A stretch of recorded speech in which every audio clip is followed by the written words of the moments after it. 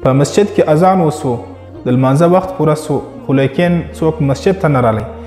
یو کس مولوي صاحب ته دا مشوره ورکړه چې دوباره اذان وکړه کیدلی سي د کلي والا د محلې والا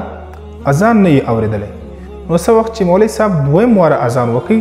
ټوله کلي والا ټوله محلې والا رالو مسجد ته او مولوي صاحب ته په قهر سو ورته ویل چې آیا ته لیونیان سوي یاست دوه اذانونه کوئ تاسو نو زموږ قوم زموږ خلک هغه د اختلاف پیدا کولو لپاره او د بل چا غلطي نیولو لپاره ډېرې هلې ځلې کوي منډې کوي خو لیکن د خپل ځان غلطي لرې کولو لپاره هېڅکله موږ کوشش او محنت نه کوو غلطي هغه ده چې هغه موږ په بل چا کې ووینو خپله غلطي چې ده هغه داسې راته ښکاري لکه دا چې یو ډېر ښه غټه نیکي موږ تاسو کوو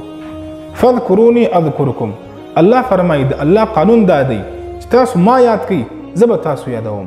او که چیرې څوک الله نه یادوي د هغه په باره کې قرآن داسې وایي نسوا الله فنسیهم کم څوک چې الله ویر کړي الله تعالی هغه کس ویروي نو که چیرې نن تا قرآن هیر کړی دی سبا به په ورځ د قیامت الله به تا ویر کړي که چیرې نن تا په مسجد کې لمونځ ویر کړی دی الله تعالی به په ورځ د قیامت به تا ویر کړي د خپل رحمت څخه به دې لرې کړي د جنت څخه به دې لرې کړي و جهنم ته به دې واچوي نو ځکه الله فرمایي چې فذکروني اذکرکم تاسو ما یاد کړئ زه به تاسو یادوم دا شرط دی او که چیرې تاسو الله نه یادوئ الله تاسو نه یادوي الله تعالی به تاسو د خپل رحمت څخه لرې کړي